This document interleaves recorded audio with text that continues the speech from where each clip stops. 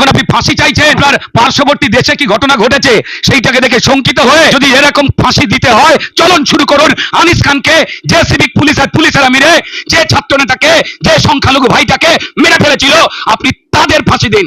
যেখানে বকটুইতে সংখ্যালঘু মায়েরা বোনেরা জ্বলছিল আর তার পাশে পুলিশরা বসে মিটিং করছিল, সেই অপদার্থ পুলিশ যারা আপনাদের দলীয় তৃণমূলের নেতাদের নির্দেশে অত দাউ দাউ করা আগুন দেখেও যারা বেরিয়ে আসেনি, দিন তাদের ফাঁসি দিন। আপনার দুর্নীতি পরায়ণ যেই সমস্ত নেতা মন্ত্রীগুলো যারা পশ্চিমবঙ্গের মানুষের জাত ধর্ম পেশা না দেখে, কে কোন দল করে না দেখে, তাদের ফাঁসি দিন। যারা সুপার নিউমানিক পোস্ট তৈরি করে যে যোগ্য ছেলে মেয়েগুলোকে চাকরিতে ঢুকতে দেয়নি, আমরা মিশিয়ে দিয়েছে, আপনার যে নেতারা 15-20 লাখ টাকা করে পরিষ্কার ঘুষ নিয়েছিল, আপনি তাদের বাঁচাবার জন্য আপনি সুপার নিউমারিক পোস্টের আপনি ছিলেন হোতা। ফাঁসি কার হবে মুখ্যমন্ত্রী?